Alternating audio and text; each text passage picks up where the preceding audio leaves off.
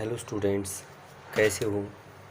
आज का हमारे पास जो लेक्चर है वो हमारे पास एरर से स्टार्ट करते हैं। डायमेंशन हम कंप्लीट कर चुके हैं। आगे हमारे पास आता है एरर आता है, और एरर है वो हमारे पास मेजरमेंट के अंदर आता है। सबसे पहले हम बात करते हैं कि भाई what is the measuring process. Measuring process है वो हमारे पास क्या होता है। जब भी हम मेजरिंग प्रोसेस की बात करते हैं तो मेजरिंग प्रोसेस हमारे पास क्या होता है कि it is the process of comparison. Comparison का जो प्रोसेस होता है उसी को हम किसका नाम दे देते हैं, भाई that is known as the measuring process. अब जैसे हम लेंथ का मेजरमेंट करते हैं तो स्केल से करेंगे तो देखो यहाँ से यहाँ तक लेंथ को कंपेयर किया स्केल से, फिर हमने यहाँ से यहाँ तक कंपेयर किया एंड सो ऑन। तो यही प्रोसेस क्या होता है आपके पास, मेजरिंग प्रोसेस होता है। अब हमारे पास आता है कि error in measurement. Error in measurement है ये हमारे पास क्या होता है, ये कहता है कि एरर इन मेजरमेंट हमारे पास होता है कि जैसे एरर इन मेजरमेंट की बात करते हैं तो हमारे पास क्या होता है कि जो ट्रू वैल्यू है और जो मेजर्ड वैल्यू है उनके बीच का जो डिफरेंस होता है उसी को हम किसका नाम दे देते हैं, एरर इन मेजरमेंट का नाम देते हैं। अब देखो, मान लो कि यहाँ से यहाँ तक हमने लेंथ मापी 5 सेंटीमीटर, बट यहाँ से मैं ये कहता हूँ कि 6 सेंटीमीटर मान ली मैंने यहाँ से देख के 6 सेंटीमीटर, बट एक्चुअल में तो 6 नहीं है, 6 तो यहाँ है, 6 से कम है। तो मैंने माननी है तो 6 सेंटीमीटर, बट एक्चुअल में ये कितनी थी, 5.8 सेंटीमीटर। तो देखो ट्रू वैल्यू तो ये रही और मेजर्ड वैल्यू ये रही, तो इनके बीच का जो डिफरेंस हुआ वो हमारे पास क्या आ गया कि that is termed as the error. इसी टाइप से आगे हमारे पास आता है टाइप्स ऑफ एरर, और जो सबसे पहले टाइप आती है वो हमारे पास आती है भाई systematic error. Systematic error, systematic error है ये हमारे पास होता है कि वो एरर जो एक पार्टिकुलर डायरेक्शन में हमारे पास आकर करता है, that is known as the systematic error. जैसे उसको हमने क्या नाम दे दिया, भाई सिस्टेमेटिक एरर का नाम दे दिया।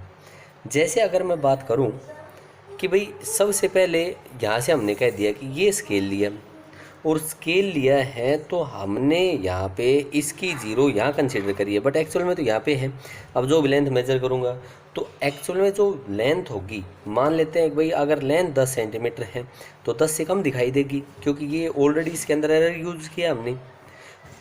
तो इसके अंदर एक पार्टिकुलर डायरेक्शन में होगा। दूसरा, अगर मान लो यहाँ से ये स्केल टूट जाए, और जैसे यहाँ से स्केल टूट जाएगा तो हम कहेंगे कि अगर यहीं पे मैंने जीरो कंसीडर कर ली तो बोलो हमारे पास एक्चुअली जो मेजर्ड वैल्यू होगी उससे हमारे पास वैल्यू है वो कम होगी। मेजरमेंट किया है हमने कम का किया है, लेकिन एक्चुअल में वो हमारे पास क्या थी, ज़्यादा थी। तो ये हमारे पास एक पार्टिकुलर डायरेक्शन के अंदर एरर अकर करता है। इसी को हम किसका नाम दे देते हैं कि भाई that is known as the systematic error. ये हमारे पास आ गया, सिस्टेमेटिक एरर आ गया। आगे हमारे पास आता है कि जो सिस्टेमेटिक एरर है उसकी टाइप्स आते हैं। सिस्टेमेटिक एरर है उसका कोज हमें नोन होता है, and systematic error can be removed. उसके बाद सिस्टेमेटिक एरर के अंदर सबसे पहले हमारे पास जो टाइप आती है वो आती है इंस्ट्रूमेंटल एरर। इंस्ट्रूमेंटल एरर की जैसे हम बात करेंगे तो ये कहता है कि भाई वो एरर जो अक्कर करता है due to the defect of instrument, और मैन्युफैक्चरिंग के अंदर हमने डिफेक्ट कर दिया। अब ये स्केल बनाया, जीरो बनाना ही भूल गई, तो बोलो मैन्युफैक्चरिंग में डिफेक्ट आ गया या नहीं। तो इस टाइप का जो एरर अकर करता है उस एरर को हम इंस्ट्रूमेंटल एरर का नाम दे देते हैं। या मैं यहाँ पे कह दूँ कि ये V1 लिख दिया, ये V1 लिख दिया, 2 की जगह 1 लिख दिया, 1 1 2 3 एंड सो ऑन। तो ये हमारे पास जो मैन्युफैक्चरिंग में डिफेक्ट होगा उसको हम कौन से एरर का नाम दे देते हैं, इंस्ट्रूमेंटल एरर का नाम दे देते हैं। तो जो हमारे पास सिस्टेमेटिक एरर आता है वो इंस्ट्रूमेंटल डिफेक्ट के कारण भी आता है। दूसरा ये कहता है कि भाई हमारे पास एक्सपेरिमेंट को परफॉर्म करने के बारे में ही नहीं पता। जैसे आपने पढ़ा था ओम्स लॉ के बारे में पढ़ा था 10th क्लास के अंदर तो वहाँ पे आपने पढ़ा होगा कि v directly proportional to i, और वहाँ पे अगर आप लोग कनेक्शन रॉन्ग कर देते तो क्या आपके पास रिजल्ट ठीक आया? नहीं आया। तो हमें नोन ही नहीं है कि हमें एक्सपेरिमेंट है वो कैसे परफॉर्म करना है, तो भी हमारे पास जो एरर होगा वो कौन सा एरर होगा? आपके पास सिस्टेमेटिक एरर होगा। उसके बाद ये कहता है कि जो कोज है वो हमारे पास एक्सटर्नल कोज हो सकते हैं, जैसे टेम्परेचर का इफेक्ट हो, प्रेशर का भी इफेक्ट हो, उनके कारण जो एरर अकर करता है that is known as the instrumental error, और उनको हम क्या कर सकते हैं कि भाई रिमूव कर सकते हैं। उसके बाद ये कहता है कि एक पर्सनल एरर होता है, और पर्सनल एरर हमारे पास वो एरर होता है कि भाई विच अकर या vary from person to person. एक आदमी को एक्सपेरिमेंट के अंदर रीडिंग नहीं लेनी आ रही तो वहाँ पे क्या आएगा? आपके पास एरर आएगा। लेकिन दूसरा बच्चा है उसको रीडिंग लेनी आती है, तो बोलो हमारे पास पर्सन टू पर्सन वेरी कर रहा है या नहीं? वेरी कर रहा है। तो यहाँ पे हमारे पास जो एरर होगा वो हमारे पास कौन सा एरर होगा? आपके पास इंस्ट्रूमेंटल एरर होगा। उसके बाद आता है रैंडम एरर। रैंडम एरर हमारे पास वो एरर होता है कि जो हमारे पास आकर कर भी जाए और ना भी आई। तो यहाँ पे हमने कह दिया कि एक एरर आया और उसको हमने नाम दे दिया कि भाई that is known as the random error. Random error हमारे पास वो एरर होता है जो इरेगुलरली हमारे पास परफॉर्म होता है। अब ये कहता है कि भाई इसको हम मिनिमाइज कर सकते हैं bye repeating the experiment. Experiment को बार बार रिपीट करते रहो और उसकी मीन वैल्यू ले लो। जैसे मीन वैल्यू पहली रीडिंग x1 फिर x2 और फिर हमने मान ली कि nth रीडिंग आई, तो इसकी मीन वैल्यू आएगी वो x1 plus x2 plus up to xn upon n के बराबर आएगी। In this manner we can minimize the random error. उसके बाद ये कहता है कि हमारे पास आता है ग्रोस एरर आता है, और ग्रोस एरर हमारे पास वो होता है कि जो केयरलेसनेस का के कारण आता है, which occur due to carelessness of the observer. Observer है उसकी केयरलेसनेस के कारण जो एरर आता है उस एरर को हम कौन से एरर का नाम दे देते हैं? That is known as the gross error. वो एरर है वो हमारे पास है ग्रोस एरर है। जैसे मैं यहाँ पे कह दूँ कि हम किसी इंस्ट्रूमेंट को सेट किए बिना ही हमने रीडिंग ली, तो जो हमारे पास एरर आएगा वो कौन सा एरर आएगा? आपके पास ग्रोस एरर आएगा। रीडिंग हम ऑब्जर्व कर रहे हैं रॉन्ग तरीके से, तो भी जो एरर आएगा वो कौन सा आएगा? आपके पास ग्रोस एरर आएगा। और हमने कह देखिए कैलकुलेशन गलत कर दी। कैलकुलेशन गलत के अंदर जैसे कई बार हमारे पास क्या होता है, छोटी सी गलती हो जाती है, a माइनस बी का होल स्क्वायर करना था और मैं इसको लिख दिया A square plus B square plus 2ab। बोलो हमारे पास कैलकुलेशन में गलती होगी या नहीं? और कैलकुलेशन में जो गलती होगी वो कौन सा एरर होगा आपके पास? That is known as the gross error. उस एरर का जो नाम दिया वो हमने नाम दे दिया ग्रोस एरर नाम दे दिया। आगे हमारे पास आता है कि एक आता है एब्सोल्यूट एरर। एब्सोल्यूट एरर, जैसे हम एब्सोल्यूट एरर की बात करते हैं तो एब्सोल्यूट एरर है ये हमारे पास क्या होता है भाई? ये कहता है कि हमने कोई भी फिजिकल क्वांटिटी थी उसका बार बार मेजरमेंट किया। मान लो पहली बार मेजरमेंट में x1, अगली बार x2, x3 and so on. तो ये कहता है कि अगर इसकी ट्रू वैल्यू निकालेंगे तो हम कहेंगे कि x1 plus x2 plus up to xn upon n, इनका मीन लेंगे तो वो हमारे पास क्या हो जाएगी? That will be the true value. यही होगी ट्रू वैल्यू। अब ये कहता है कि ये तो ट्रू वैल्यू हो गई और ये क्या हो गया आपके पास? Measured value. जब एब्सोल्यूट एरर करते हैं तो absolute error in measurement of x1, इसको हम लिख दिया delta x1 is equal to true value minus measured value, और इसका क्या कर दिया हमने? मैग्नीट्यूड। इसी टाइप से absolute error in measurement of x2 is equal to mean value minus x2, and अगर हम xn के अंदर देखेंगे तो क्या आएगा? मीन वैल्यू माइनस xn और इसका मैग्नीट्यूड, तो जो ये हमारे पास एरर आया इसको हमने कौन सा एरर का नाम दे दिया, एब्सोल्यूट एरर का नाम दे दिया। इसको हमने कह दिया कि absolute error in measurement of x1, absolute error in measurement of x2 and absolute error in measurement of xn। इसको हमने नाम दिया है एब्सोल्यूट एरर का नाम दे दिया। इससे आगे जो हमारे पास आता है वो आता है mean absolute error. Mean absolute error, जो मीन एब्सोल्यूट एरर है ये हमारे पास क्या होता है, ये कहता है कि इन एब्सोल्यूट एरर का मीन ले ले। तो यहाँ से आया हमारे पास delta x mean is equal to delta x1 magnitude plus delta x2 magnitude plus up to delta xn upon n। ये जो एरर होगा this is known as the mean absolute error. अब हमारे पास आते हैं कि भाई मेजर्ड वैल्यू हमारे पास कितनी होगी। जो एक्चुअल रिजल्ट आएगा वो क्या आएगा x plus minus delta x mean, that is mean value plus या minus mean absolute error. And हम कहेंगे कि जो वैल्यू होगी वो हमारे पास किसके बीच में लाई करेगी, या तो ये वाली वैल्यू होगी या हम कहेंगे x minus delta x mean के बराबर होगी। इनके बीच में हमारे पास वैल्यू है वो लाई करेगी। इससे आगे हमारे पास एब्सोल्यूट बताया था, फिर मैंने क्या बता दिया, मीन एब्सोल्यूट एरर बताया। उससे आगे हमारे पास आता है कि रैंडम एरर आता है कि भाई what is the random error. Random error हमारे पास, या हम कहेंगे सॉरी रिलेटिव एरर, और that is known as the fractional error. Relative error, relative error, relative error को हम डेल्टा एक्स से रिप्रेजेंट करेंगे and this is equal to mean absolute error upon mean value.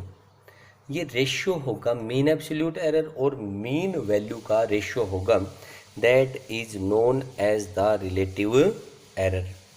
उसके बाद हमारे पास आता है परसेंटेज एरर, और परसेंटेज एरर के अंदर हम क्या कहेंगे, या तो mean absolute error upon mean value into 100% कह दो, या सीधा आप कह दो डेल्टा एक्स इंटू 100%। तो ये हमारे पास क्या होगा कि भाई that is known as the percentage error. उसका हमने नाम दिया, और क्या नाम दे दिया हमने, परसेंटेज एरर का नाम दे दिया। अब देखो इसके ऊपर बेस क्वेश्चन।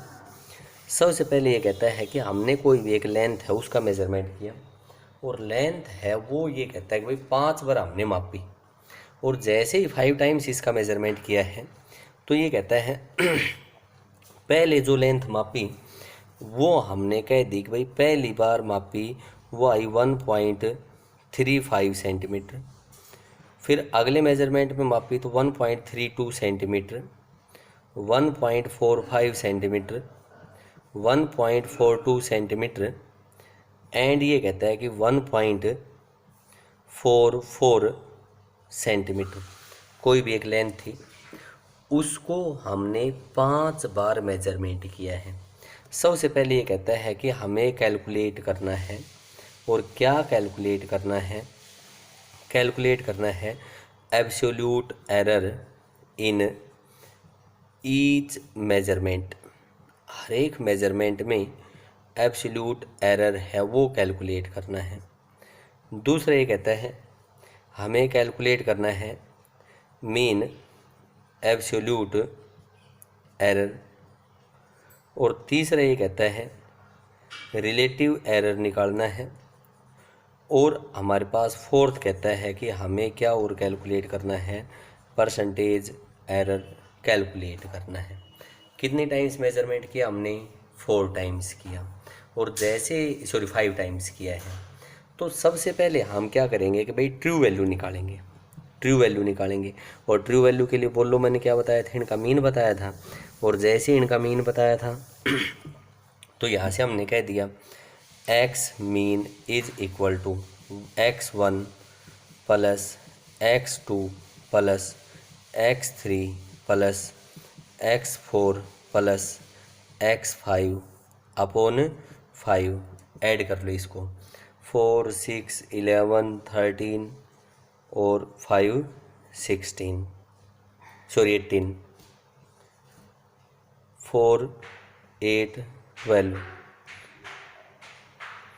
16 19 और ये है हमारे पास 6 अपॉन 5, 5 1 जा 5 4 जा और 5 3 जा, 5 1 जा 5 4 जा, 5 4 जा नहीं आएगा, 5 3 जा आएगा ही, देखो 5 1 जा 19 है, 5 3 जा 15 और 5 7 जा 35। ठीक है,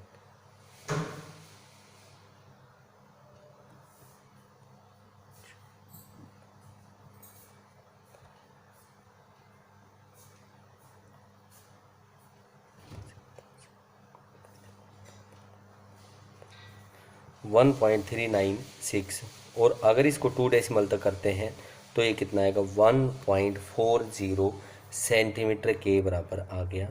हमने कैलकुलेट कर लिया इसका, और क्या कैलकुलेट कर लिया, इसकी मीन वैल्यू कैलकुलेट कर ली। Error in measurement of x1 delta x1 is equal to true value minus measured value 1.40 minus 1.35 0.05 centimetre के बराबर आई। Delta x2 is equal to mean value minus x2 is equal to 1.40 minus 1.32 minus plus 0.08। Delta x3 is equal to x mean minus x3 is equal to 1.40 minus 1.45 minus 0.05। Delta x4 निकालो, delta x4 is equal to 1.40 minus 1.42 minus 0.02 और delta x5 आया 1.40 minus 1.44 और यही minus 0.04 के बराबर आ गई। ये सारी जो वैल्यूज़ आई हैं वो हमारे पास क्या आ गई कि एब्सोल्यूट एरर आ गया। आगे क्या कैलकुलेट करवाता है, मीन एब्सोल्यूट एरर। इनके मैग्नीट्यूड को ऐड कर लेंगे और कितने से डिवाइड कर दोगे, बोलो कितने से डिवाइड करोगे, 5 से। 5 से डिवाइड करोगे तो यहाँ से मैंने इसको किया mean absolute error delta x mean is equal to magnitude add कर रहा हूँ 0.05 प्लस 0.08 प्लस 0.05 प्लस 0.02 प्लस 0.04, सबका मैग्नीट्यूड पॉजिटिव हो जाएगा, अपॉन 5 6 11 19 24 0.24 अपॉन 5 और यह 0.048 इसके बराबर आ गया, 0.048 के बराबर आ गया।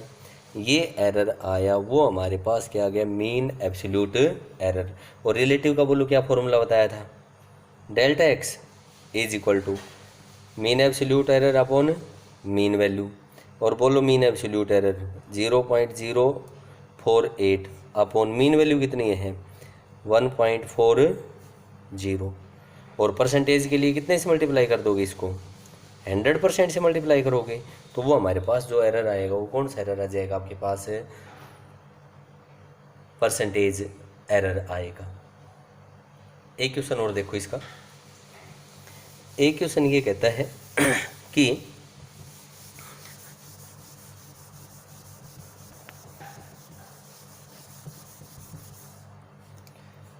ये मैंने मान लिया कि भाई हमारे पास कोई भी एक लेंथ का मेजरमेंट ले लो, लेंथ का मेजरमेंट लेते हैं। ये कहता है कि कोई लेंथ है वो हमने इस टाइप से मेज़र करी 1.29 centimetre, 1.33 centimetre, 1.29 centimetre, 1.33 centimetre, 1.34 centimetre, 1.35 centimetre, 1.36 2 centimetre, 2 4 5 बार ये मान ली मैंने कि भाई हमने कोई भी लेंथ है उसका मेजरमेंट किया है 5 टाइम्स। अब ये यहाँ से आपसे यूँ पूछता है कि हमें एक तो कैलकुलेट करना है मीन एब्सोल्यूट एरर, और दूसरा ये यहाँ से कह दे भाई हमें केवल निकालना है परसेंटेज एरर कैलकुलेट करना है। लेंथ का मेजरमेंट 5 टाइम्स किया है और एक तो मीन एब्सोल्यूट एरर निकालना है और दूसरा क्या निकालना है अपने को, परसेंटेज एरर कैलकुलेट करना है। मीन एब्सोल्यूट एरर बोलो डायरेक्ट निकाल सकते हो क्या? नहीं निकाल सकते। पहले अपने को क्या निकालनी पड़ेगी, मीन वैल्यू, और फिर क्या निकालना पड़ेगा, एब्सोल्यूट एरर निकालना पड़ेगा, और फिर उसके बाद उनका मीन लेना पड़ेगा। तो पहले मीन वैल्यू ले 1.29 plus 1.33 plus 1.34 plus 1.35 plus 1.32 upon कितना आया 5, 2 7 11 14 और 9 23,